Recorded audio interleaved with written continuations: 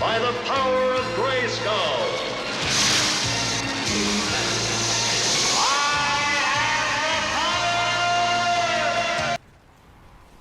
Hello, this is just a quick look back at Transformers Devastation for the PS4.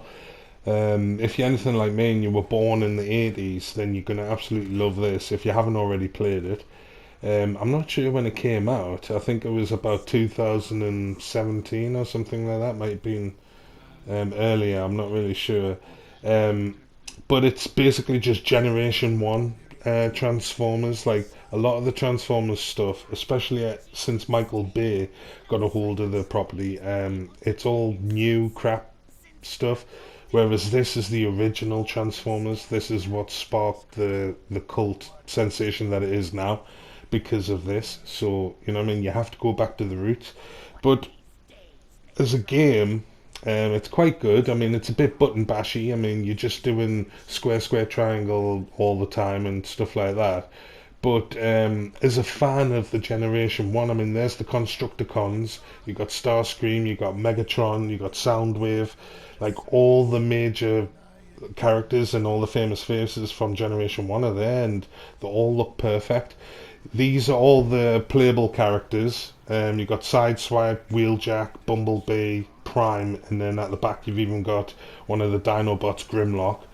Um, so you can be any one of these per level, or sometimes when you're halfway through the level, you'll get a chance to go back to the Ark, which is like the Transformers like spaceship, and you can change out your character and change out your weapons and stuff. Because when you destroy stuff like a car or you defeat a Transformer, then you get given a load of energon, and you can then change that energon into weapon upgrades or like buffs for your tech. Like here it says weapons tech, so you can then construct your own like buffs. Really, it's quite deep as a game. It's not just a simple button basher, even though that is a lot of it, like just a beat 'em up. But it's quite in depth in the fact that you can change your weapon loadout and you can construct your own weapons. You can, what they say is synthesize your weapons, where you can take like a level 5 weapon and a level 3 weapon, and then you add those two together, in the level 5 then might move up to a level 6. Do you know what I mean? Like, you keep combining the weapons to make one stronger weapon. They're like synthesized. So you can actually construct your own weapons. So if you find a decent weapon that you like, you can just keep doing it up until it's really powerful.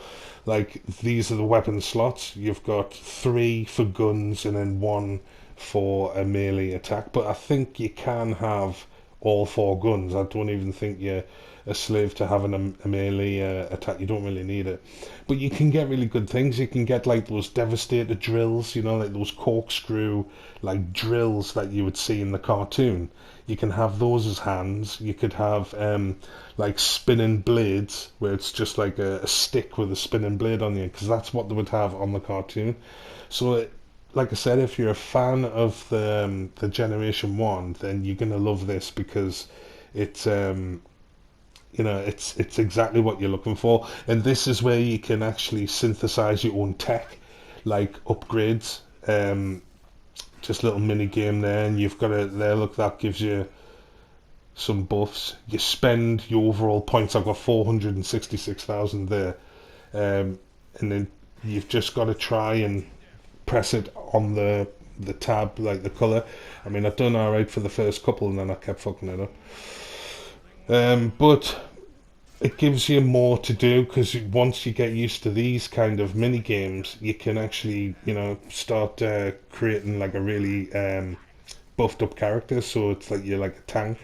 But it's great because, like I said, the variety of weapons are just a total callback to the original Generation 1 cartoon. I mean, it's such a fan game, this. This is a bit of the combat. Like I said, you've only got a few buttons. You've got L1 is your special move. You've got squares a light attack, triangles heavy attack. R1 is to dodge, so you can like roll out the way. So when you hear that shing. When that happens, if you press R1 at that point, then you'll do like a spin attack or like a heavy attack. And it's all about mixing up the combos. Like you can press and hold charge triangle, your heavy hit, or you can just like tap square square triangle or square triangle triangle triangle, or like there's loads of different combinations you can do. Also, you can transform on the fly like that. And when you've got flames coming out the back of your car, that's when if you press square or triangle, you'll either do a punch or a kick, and it like breaks the shields when like the enemies have got shields. So basically, it's about just remembering, like all beat 'em up games, what enemies take what combinations to defeat and stuff like that. But like I said, you can change at any time, and if you heard there, the sound effects are absolutely perfect. All the voices are original. It's just everything about the game is a nod to the fans, and you feel like you're playing the cartoon. I mean, that's what you want to actually be doing. Like I said, it does get a bit repetitive, but it's a huge game. There's absolutely loads of levels, and it's like just Easter egg fun to death. If you're a Transformers fan, then you'll definitely love this, especially Generation One fan. So I would have a look on the PlayStation Store and try and buy it, because it's one of those games that you need to play if you're a fan. But that's it. See you later. You are a smelly pirate hooker.